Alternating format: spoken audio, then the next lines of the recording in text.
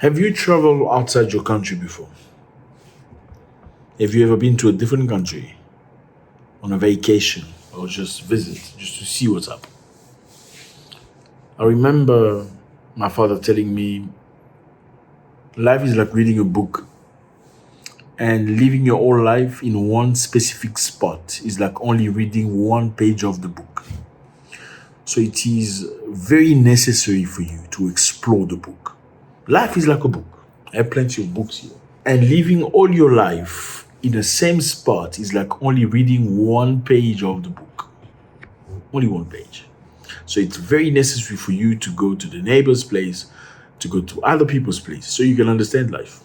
Actually, traveling teaches you a lot more than many things you can imagine. Besides going to school, traveling is one of the best things that can ever happen to a human being because it opens your mind. I remember my dad telling me again, how do you get to 10? What digit plus what digit gives you 10?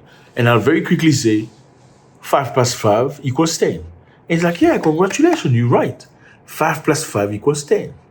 But do you realize that 9 plus 1 equals 10 too? Have you noticed that 8 plus 2 equals 10? Do you see that 7 plus 3 equals 10? 6 plus 4. So just because you learned that 5 plus 5 equals 10, which is actually a beautiful way to get to 10, does not mean that's the only way you get to 10.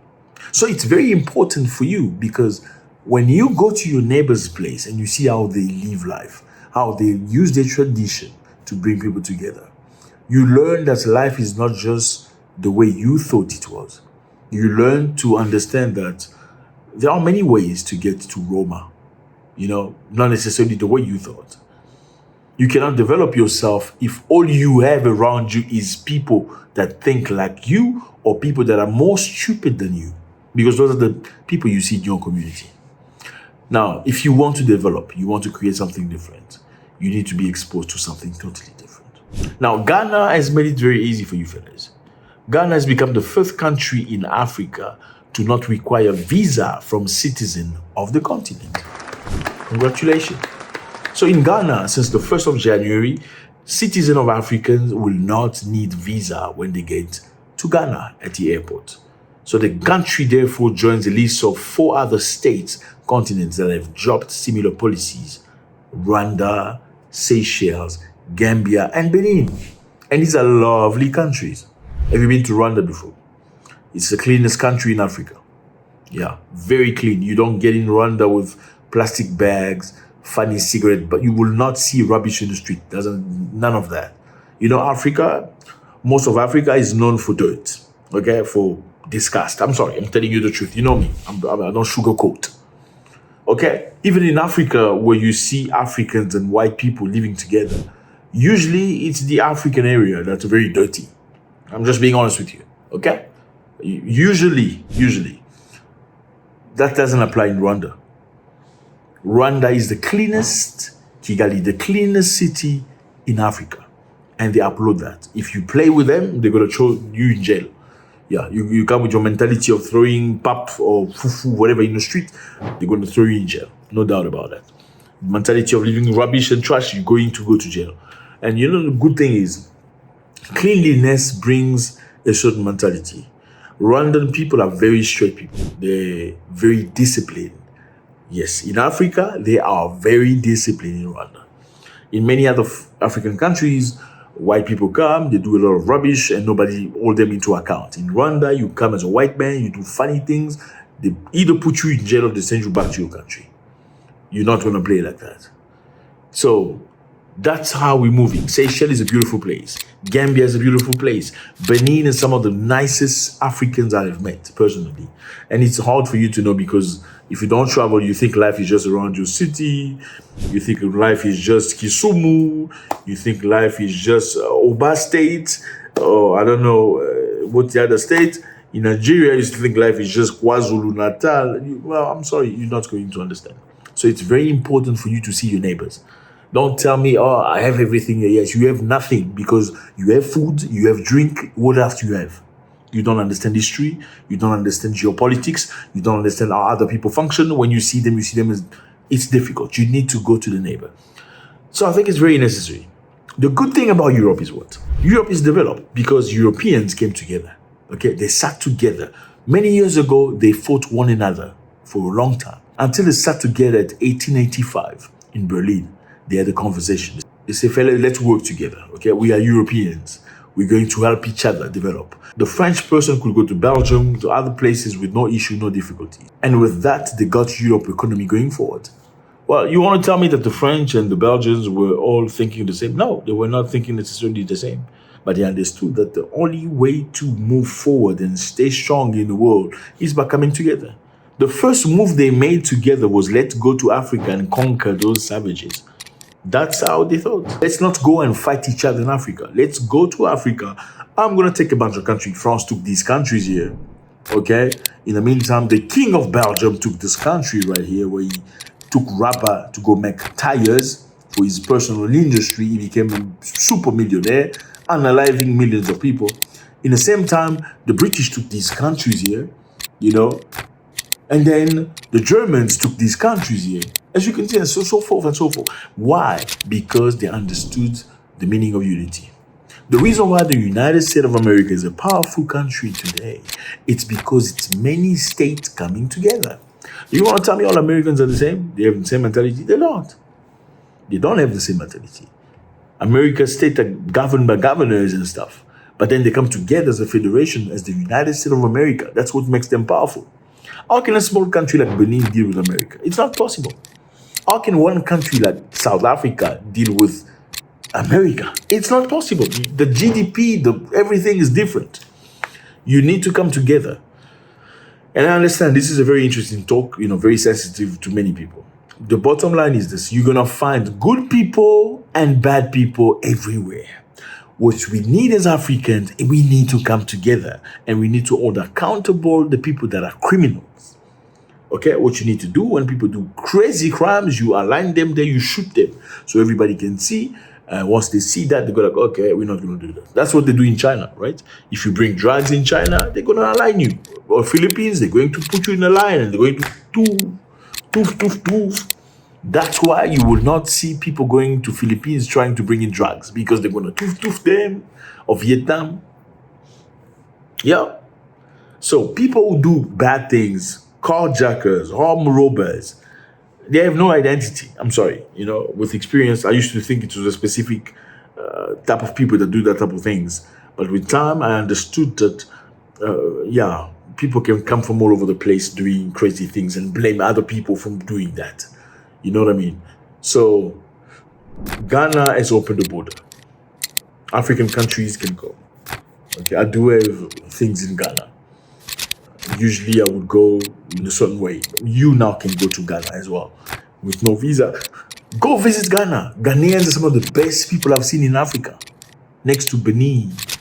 They are some of the best and nicest people. Ghanaians are nice. And listen, stop putting people into boxes saying West Africans are like this. No, there's no such thing as West Africans are like this. Okay, Nigerians are very different from Senegalese. But all of them, or whatever you want to say, are all West Africans. They're different. Okay? Well, let's take a country like Congo or maybe Uganda. Uganda is East Africa. Okay? Ugandans are very different from Tanzanians. Tanzanians are very different from Kenyans. They all share language, they speak Swahili, but if you see behavior-wise, the way they carry themselves, the way they have ambition, they're very different. But does that make them enemies? No. They understand that, okay, we are different. To make a family, you need to have people that are different. But you must have tolerance. You can't be selfish. Oh, no, this is mine. You can't touch mine. No, you have nothing. You came with nothing on earth. You came naked, my friend. By the time you leave, you're going to leave naked. Taking up territories has started a long, long time ago. The bottom line, even Africans used to slave each other. Okay? No, I'm telling you the truth. Africans slaved each other. Africans went to other people's tribe and unalived them. We know that. We're not going to get into those details here because most of you will be shocked. There are people that ran into several countries. Some were from southern area of Africa. Now they've become what you call Mozambicans. Some have become Zimbabweans. These countries were created by the white man. Okay? But they are your cousins in many places. Congolese have cousins in Rwanda and Uganda. Ugandans have cousins in Kenya. Up until now, there's a senator from Uganda who has a cousin who is a parliamentarian in Kenya. Now, I'm not saying you need to hug each other and stuff. Listen, even within your own tribe right now, there are people you don't get along with, right? People of your own tribe right now, there are some of them you don't get along with. Or else you will not see people killing each other in the same country because of, business and stuff. Africans need to stop hating on each other. If you give somebody an opportunity to show you who they are, I'm not saying don't go based on what you heard, because this is what it is. People say things. People say South Africans are xenophobic. Are all South Africans xenophobic? No. There's a group of South Africans, bunch of them. Specifically, we know which side of South Africa those ones are xenophobic. We know that. They say Nigerians are drug dealers. Well, are they drug dealers? Well, they are Nigerians. Are they all drug dealers? No, they're not. Are they all into illegal, funny, fake papers, fake this? No, absolutely not. We know there's a group of Nigeria, specifically from one side of Nigeria. Those are the ones. I'm not going to get into details because you're going to be shocked. This group of those people, they love money too much. They will sell anything, even their parents, for money. We know that. Okay? Are all Kenyans this way? Well, no, not necessarily. Disrespectful compared to Tanzania? Well, it's relative. Are we going to throw people away? No, we don't want. No, there's no such thing. That's why other people are dominating Africa. That's why white man comes into Africa, he dominates, and he lets you fight each other for peanuts. You're fighting each other for banana peels, but the real business is being run by the same people at the same time. In this place, we're going to tell the truth. Okay? If you don't like it, you can go. We don't need you here. We didn't call anybody. People who will find themselves, who understand balance, are always going to be here for the right cause. So Ghana is opening its border. Buy a passport for the first time in your life. It costs you absolutely nothing. Go for 1 week and see how Ghanaians live life. Not the Ghanaians you see coming in your country. Because the people that travel from their country to your country looking for life are usually very different from the original people from back home. So maybe you need to go see them over there and understand how they are. Oh, okay. This is what they call Banku. Oh, okay. This is what they call Pose and Kose. This is what they call Bofrot. That's how it is. This is Bofrot. How do you call this in your country? Congratulations to the ex-president. I know many people don't even like it very much, Nana Akufo-Addo, because many people felt that he was moving towards Europe because he was against Mali, Burkina Faso, and Niger. But before he left power, he made sure that from the 1st of January, Ghana will be open to all Africans. Well, this is very different from Kenya. The president, what's his name again? Our president from Kenya, Ruto, who said, now Kenya is free for everybody. Everybody can come for free. But it's not for free. He said Kenya, everybody can come visa free because Kenya apparently was supposed to be where human beings came from. That's what Ruto said. It is with great pleasure, as president of this extraordinary country, to make a historic announcement of the decision of the government of Kenya. Beginning January 2024, Kenya will be a visa-free country. What happened next? What happened next was he came up with a plan. It was not coming free anymore. You need to announce yourself online that you're coming. Then they need to respond to you saying you can come. And while you announce yourself that you're coming, you need to pay money. Now people are asking, isn't that what a visa is? It still is a visa. Congratulations to Ghana on that. Fellas, open your heart. Go see your neighboring country. Go see other people where they are. Go experience them. Get some money off your pocket. 1 week. Open your mind. You will understand the business. You will learn things on how they operate. You will add on to your knowledge. You become better than you were before. God bless.